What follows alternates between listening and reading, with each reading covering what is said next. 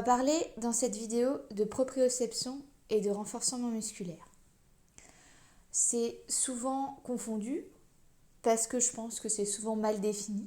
Donc tout ce qui est mal défini est expliqué de façon très approximative et donc à force, on ne comprend pas forcément. Et les deux termes sont pourtant radicalement opposés. Donc la proprioception, elle correspond à la perception consciente ou non de la position relative du corps dans l'espace. Elle fait intervenir l'ensemble des récepteurs sensoriels au niveau de la peau, des muscles, des articulations, des os et des tendons. On en retrouve également dans tout le système facial. C'est elle qui va permettre la conservation de l'équilibre et un placement adéquat du corps dans l'espace. On en distingue deux types. On a la proprioception générale, réception sur l'ensemble des récepteurs sensoriels, avec la transmission de données vers les centres supérieurs et intégration dans le cervelet pour la proprioception inconsciente ou dans le cortex pour la proprioception consciente, puis exécution motrice. Ensuite, on a la proprioception dite spéciale, où on a une intervention de récepteurs vestibulaires, puis l'intégration et l'exécution du mouvement.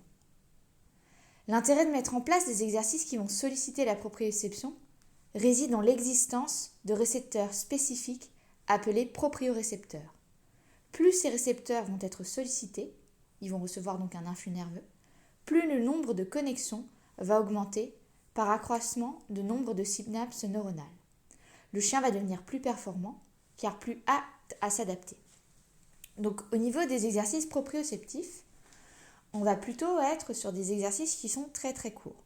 C'est-à-dire que si on est sur un exercice qui est compliqué, donc comme là, l'ICO dans la vidéo, je vais simplement récompenser le fait qu'elle arrive à obtenir la position que je veux et je ne vais pas majorer le mouvement dans le temps. C'est-à-dire qu'à partir du moment où elle me fait le mouvement, je déconnecte la chaîne directement. Ça, c'est vraiment ce qui est de la proprioception. Et je vais lui demander de répéter le mouvement 1 à 3 fois, pas plus. C'est simplement un système informatif. Je l'informe qu'elle est capable de faire ça et qu'elle peut avoir ces sensations-là. Si je veux faire du renforcement musculaire, je vais lui demander de tenir la position entre 5 et 15 secondes et je vais lui demander de faire des répétitions. C'est-à-dire que je vais enchaîner ce mouvement-là 5 à 15 fois. Le renforcement musculaire maintenant. Le renforcement musculaire, il va correspondre à l'ensemble des techniques de rééducation qui va permettre de renforcer les 4 caractéristiques du muscle sans dépassement de la physiologie. Et ça, j'insiste là-dessus. Première caractéristique, l'excitabilité. C'est la propriété que possède un muscle à réagir à une stimulation. Deuxième caractéristique, la contractilité. C'est la propriété du tissu musculaire de pouvoir se raccourcir à tout stimulus de façon à mobiliser les éléments osseux auxquels ils sont rattachés. La contraction, elle va entraîner le raccourcissement, l'épaississement et le durcissement du muscle.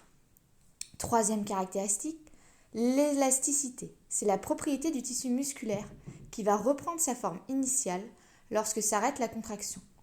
Et la dernière, c'est la tonicité. C'est la propriété du muscle à être dans un état permanent de tension, tonus musculaire.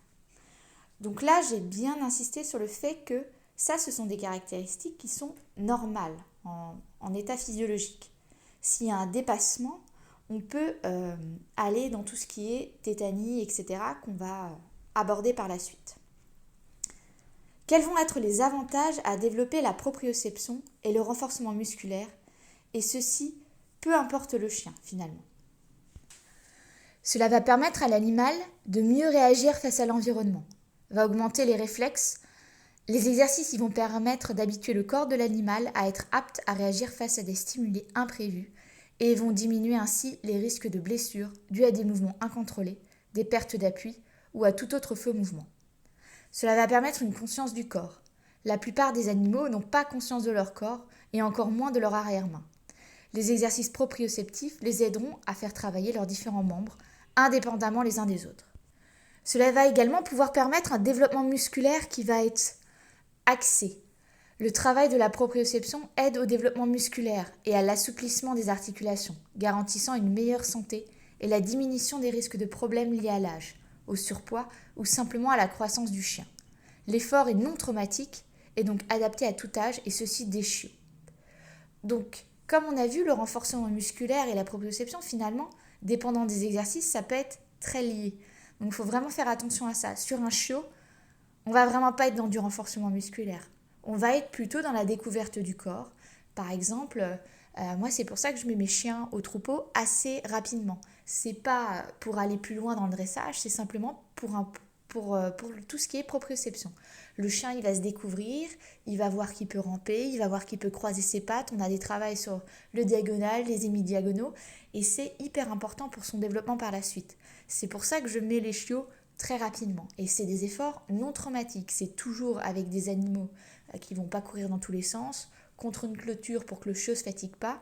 Tout est vraiment encadré et il y a une mise en situation précise. Donc vous allez voir au fur et à mesure du programme que j'utilise très très peu tout ce qui est ballon, tout ce qui est cible peu gonflée, parce qu'en fait on va très rapidement basculer dans ce qu'on appelle du physiopathologique, c'est-à-dire qu'on dépasse la physiologie, on dépasse le renforcement musculaire et on va provoquer des spasmes, on va provoquer de la tétanie musculaire. Et donc ça c'est hyper traumatique pour le muscle et pour le chien, et donc on ne veut surtout pas arriver à ça. Donc c'est pour ça que dans un premier temps, je préfère travailler sur un sol plat, non déformable, et ensuite on utilise des pads. Si jamais il y a vraiment besoin d'utiliser tout ce qui est finalement tapis de proprioception, tout ce qu'on gonfle, les feed bones, etc., mal gonflés, je l'utilise très très peu. C'est uniquement vraiment si je veux axer, par exemple, je vais travailler sur les ligaments croisés de l'animal et je vais lui mettre un support qui fait qu'il va falloir qu'il s'équilibre, qu'il garde un équilibre. Mais pareil, ça va être très très court dans le temps pour pas basculer dans ce qu'on appelle du physiopathologique.